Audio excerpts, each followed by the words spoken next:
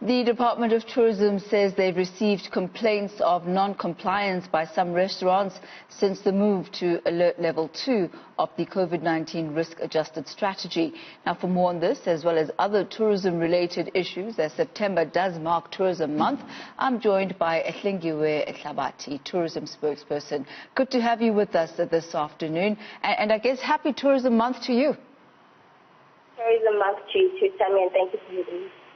Perhaps let's start with the issues at hand, the complaints that we've heard coming from your department as far as the non-compliance of Level 2 regulations, specifically with regard to restaurants. What type of complaints have you received?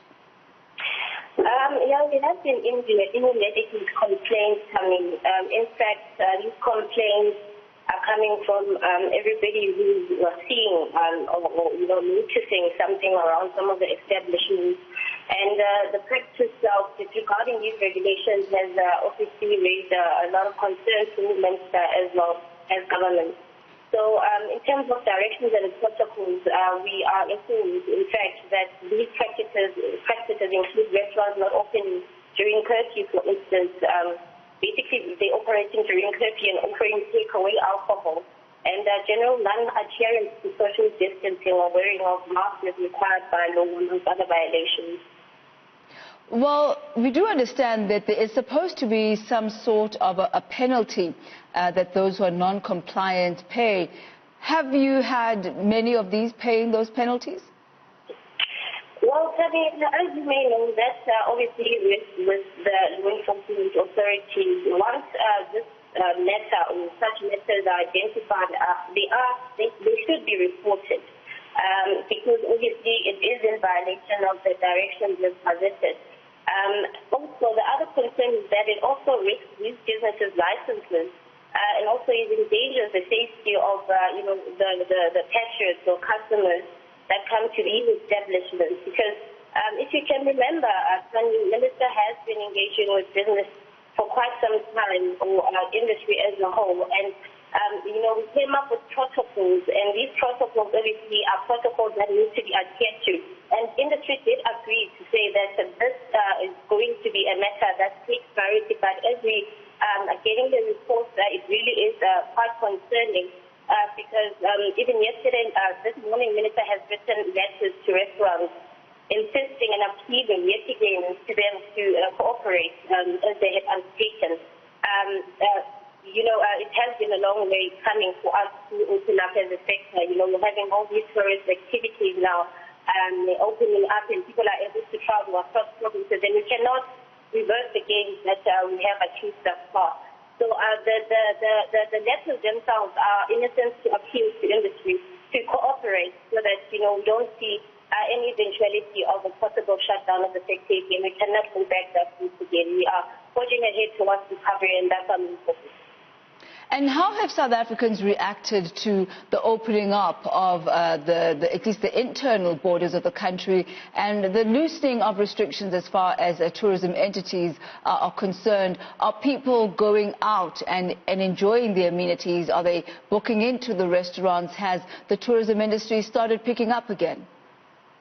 Yes, we are seeing a lot more people actually going out, but emphasis will always need to be, adhering to all the safety protocols, ensuring that you're wearing masks and sanitizing and keeping the social distance while we are doing it. A lot of people have been going out, a lot of bookings have been made across some of the establishments, and that is very encouraging, particularly as we are obviously, within Tourism Month. We launched Tourism Month yesterday in Parliament. As we all know, Tourism Month takes place under the theme Tourism and Rural Development. And in this instance, we are encouraging people to leave their homes, yes, but obviously adhere to safety protocols while you're out there having fun. Enjoy, the beauty that South Africa has to offer. And as I said, that we are seeing quite a lot of support for the sector. We encourage more people to do so, but doing so safely. Let's talk about the theme for this year, where the focus is on rural development. How do you hope to stimulate rural tourism, specifically during this time of COVID-19? This year's theme was conceptualized as a recognition of the importance that the sector plays in development of rural communities by way of poverty mitigation, employment creation, and rural stimulation of economic activity. So, as we know, the communities have suffered quite a lot during this time as we're dealing with the pandemic. And, we hope through this theme, government will undertake this is what we'll be doing. We're undertaking a set of activities to foster tourism awareness in local communities, especially within less visited rural areas.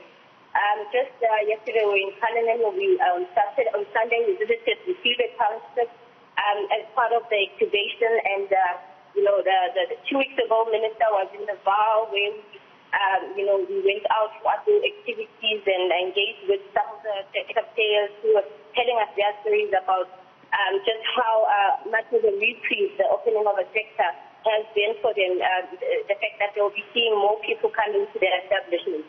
So I think at this point, we are encouraging South Africans to say, go out there. We are activating tourism. Tourism is open, but please just, take the necessary precautions to protect yourself, protect the workers that are actually in the establishment, and generally to ensure that we do not reverse, these gains made over these months. I think at this point, we'd really like to say, the risk of the virus itself is still there. So just be safe and make sure that whatever you do out there, you are able to have fun while adhering to all the necessary protocols. Hlengiwe, we are seeing the likes of Sun City opening up tomorrow, but they have reported that they've made a huge financial loss of 880, something million, close to R1 billion in losses. For establishments, such as those, they don't have to be that big, but who have made losses and who also rely a lot of international tourists coming in. When are we likely to start seeing perhaps an opening up of the international tourism? Because some of the tourism sectors actually rely a lot on the international market over and above the domestic travelers. Okay, so in terms of the international travel, there hasn't been an announcement in that regard. As you know, that the president would usually make an announcement once such a decision is made, and such decisions obviously are taken at a higher level, which is the NCCC and cabinet itself. So the opening of borders is all dependent on the level of risk or risk that exists in the country. As you know, we are seeing more recoveries, and once we are within the top ranking countries that has infectious, but we are able to contain. We've shown that we are able to contain it. We're able to reduce the numbers of people that are actually infected. We actually have more recovery, and as such, we'll have to wait for a time where we are all ready to open up for international travel. Yes, there are businesses that have been affected. And it is the reason why, we've worked through a recovery plan to shut away or future for the tourism sector. We're all hoping that international travel will be open soon. But what's encouraging is that with the opening of domestic travel, now the work starts with, trying to shut away from the opening of international travel. But obviously those decisions, they rest with government itself, and the announcement, as will get made by the president.